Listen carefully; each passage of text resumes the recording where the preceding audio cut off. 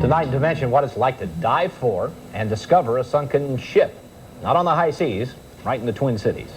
Several scuttled old steamboats still lie beneath the surface of Lake Minnetonka.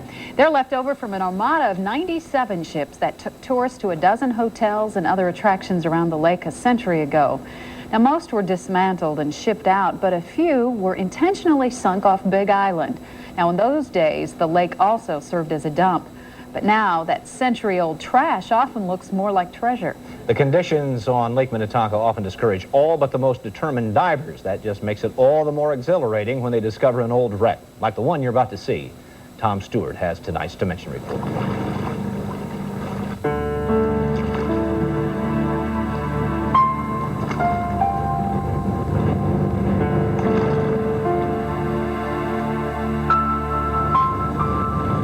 Lake Minnetonka always did attract big-time boats, even 100 years ago.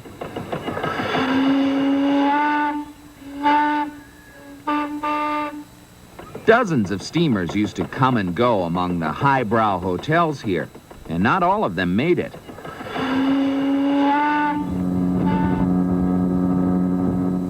So decades later, the boats and booty left behind lures another round of adventurers. Kind of like going to garage sales. You find all kinds of neat stuff. Maybe it isn't worth anything, but you have a good time anyway, you know. Out there's a nice slope out there a little farther. Do you see it come up? I think we go on that. Gotta suit up and get wet, huh? The members of the Minnesota Frogmen dive for pieces of Lake Minnetonka's past every week, this time in Wayzata Bay. We're in.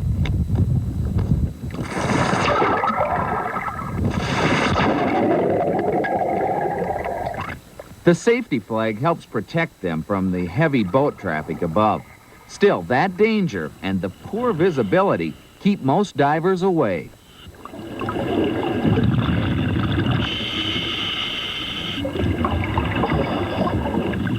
Once down under, they can hardly see more than a few feet.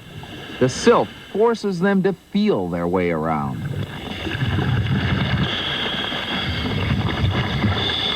So those that do go for it find a surprising amount of artifacts still mired in Minnetonka's muck.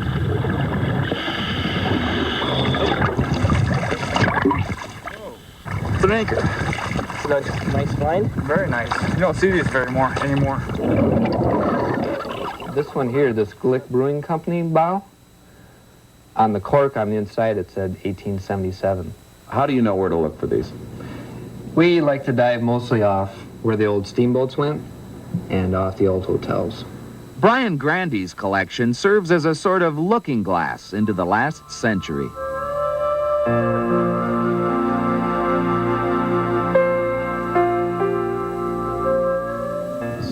What's this one? That's in almost perfect condition. I dug that out of the sand. The more history he uncovers, the deeper Grandy gets into the lake outside his window.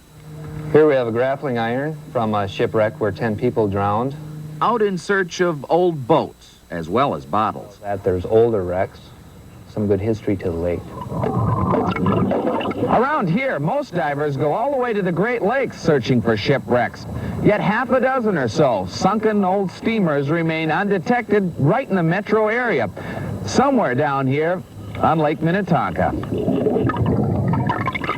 Now we got to drop the anchor on top of it so you can see what it looks like down there. Grandy uses a fish finder to scour the lake bottom.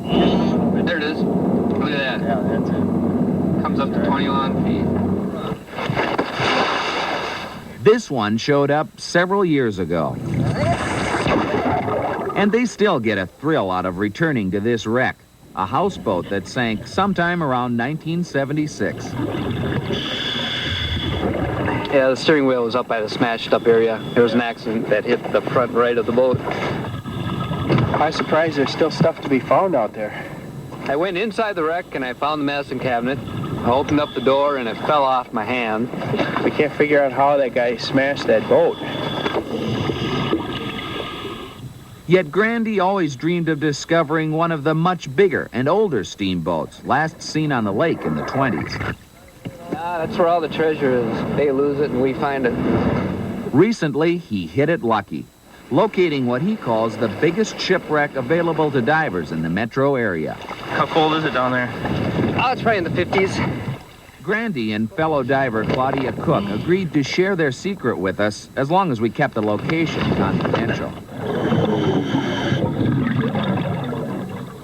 It turned out to be a 50-foot tugboat called the Hercules, photographed here for the first time since being intentionally sunk in 1926.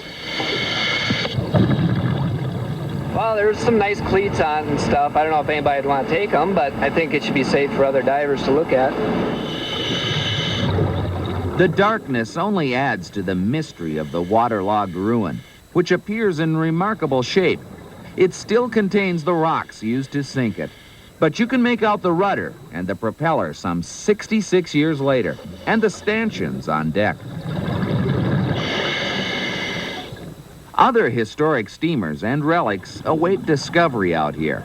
Yet most may never be found because so many water enthusiasts remain reluctant to go below Minnetonka's surface. Yeah, that was worth it. That's one thing about Minnetonka, you always find something. Yep. Rarely come up empty-handed. I'm Tom Stewart for Dimension.